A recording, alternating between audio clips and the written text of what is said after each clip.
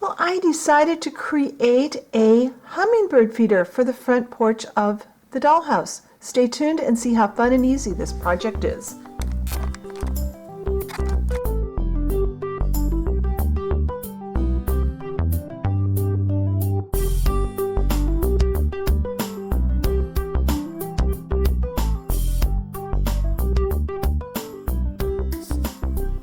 All right, to make our hummingbird feeder, we're going to start with about a 1/4-inch ball of polymer clay. And I'm going to flatten it down into a little disc, and I've got a head pin. And excuse the red marker all over my fingers. I had to kind of come up with how to do this, because the way I used to make these, and I'll talk about that in the blog post, I used to make these quite often, and I don't have any of the stuff I used to use. So, I came up with a pretty much a different project than what I used to do. So I'm going to slide this polymer clay down this head pin, and I'm going to dip the head pin into the head end of the head pin into some TLS. And then kind of do that. That way that will help to hold this in place.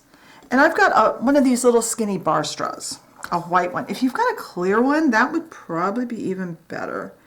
Excuse the shaking my hands are going to be doing this morning, and I'm just going to imprint this into there. Now, this needs to bake for the full 10 minutes so that we make sure that that clay and the TLS is cured. When that is baked and cooled, we'll come back and we'll go on to our next step. All right, for the part of the hummingbird feeder that would hold the hummingbird food, I'm using one of these. They're like a bar straw, cocktail straw. This one's white. If you have a clear one, that would be really good, and you could probably get away without coloring it.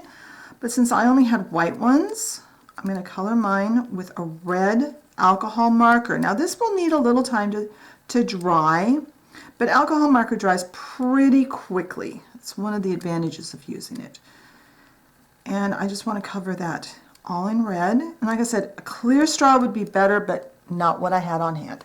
So I'm going to let this dry and let my clay cool, and then we will start putting this together. All right, this is baked and cooled, and this has had some time to set up, so the ink is not going to come off on my fingers too badly. So I'm going to just put it up against my ruler and cut off about a 1/2 inch. You don't have to be exact. And now remember, we put our little divot in the top of our clay. So I'm going to dip the end of my straw into, I've got a little bit of super glue off here on the side. Now, I have not tested super glue with polymer clay. According to the Google search I did, it should be fine. And it is only going to be just this very small piece, this very small area. All right, now I've double checked that that's sitting right where I want it. I'm going to let that sit and let that glue have a couple of minutes to set up, and then we will finish off the top. All right, my super glue has had time to set up, and I'm not concerned that I've got a few spots on this straw that are showing white. I can touch that up when I get this all finished. So I have a silver bead here. You could use any color bead. If you have a red one, that would be kind of cute too, or whatever. I'm going to feed it onto my wire.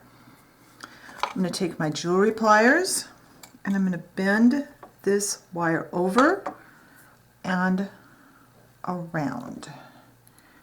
And I'm just going to make a loop.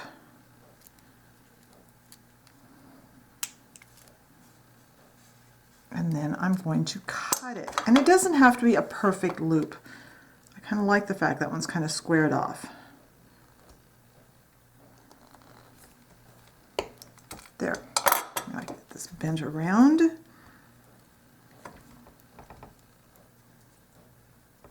And by moving your wire and setting it upright, you can get that set to wherever you want it. Now I've got a toothpick I'm going to kind of put through here, so I've got something to hold on to this with. And usually a hummingbird feeder has little yellow like flower shapes on the base where the hummingbirds can get their nectar out of the feeder with.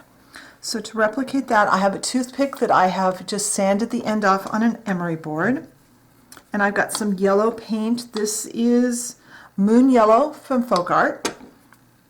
And I'm going to take that blended end and I'm going to put some dots of paint around my bird feeder on the base.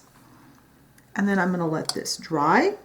And when it's dry, we'll come back and we will put a clear coat over our paint and touch up our tube part. So I'll be back when this paint dries.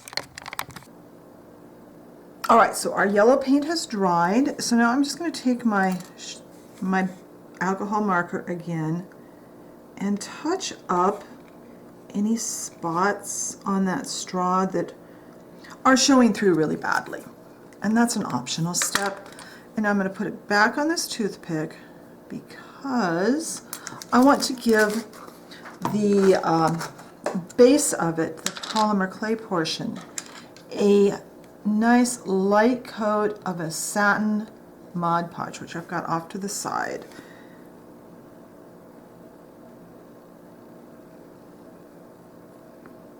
And actually, I'll probably go up that tube a little bit too, just to help seal that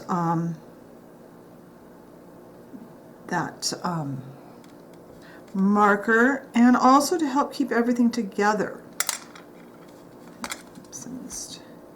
And I can feel that my toothpick came out, and the reason I want to put this on a toothpick is I dug out my old drawing tool here. I've got a video someplace on the channel. I'll try to remember to put it up in the iCard at the top of the screen.